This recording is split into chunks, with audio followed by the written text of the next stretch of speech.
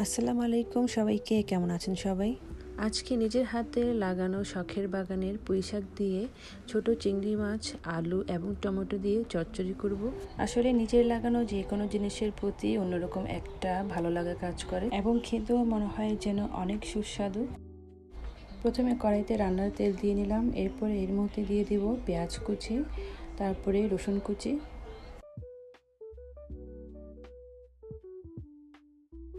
দুই তিনটা কাঁচামরিচ দিয়ে দিলাম।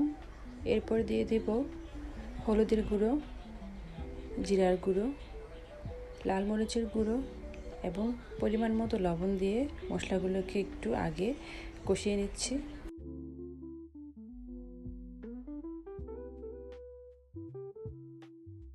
মশলাটা কষানো হয়ে আসলে এর মধ্যে আমি বেশ কিছু চিংড়ি মাছ দিয়ে দিচ্ছি। দেখুন এখানে মিডিয়াম সাইজের চিংড়ি মাছগুলো আছে, এগুলো দেখতে একবারে অনেকটাই আমাদের দেশের পুকুরের চিংড়ি মাছের মতো, যদিও এগুলো সাগরের।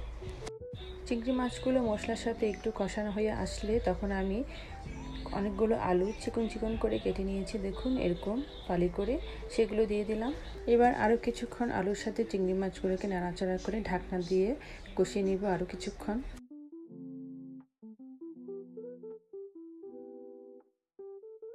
আলু, মশলা এবং চিংড়ি মাছে কষানো হয়ে গেছে। এখন এই পর্যায়ে আমি এখানে আমার বাগান থেকে তুলে আনা কিছু পুঁইশাককে ধুয়ে কেটে পরিষ্কার করে এখন আমি সেগুলো দিয়ে দিচ্ছি। পুঁইশাক দিয়ে দেওয়ার পর এবার আলুর সাথে এবং চিংড়ি মাছের সাথে ভালো করে কিছুক্ষণ নাড়াচাড়া করে মিশিয়ে ঢাকনা দিয়ে আরও কিছুক্ষণ কষিয়ে নেব। কষানো হয়ে গেছে, এবার আমি এখানে আন্দাজ মতো পানি দিয়ে দেব এবং পানিটা দিয়ে দেওয়ার পরে আরও 5 থেকে 4 মিনিটের মতো অপেক্ষা করে রান্নাটা শেষ করব।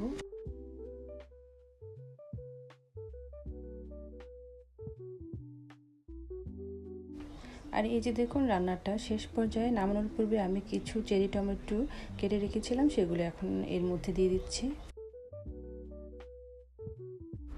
এইরকম একটা মজাদার আইটেম যদি দুপুরের খাবারের মেনুতে থাকে তাহলে খাবারটাই জমে যায়।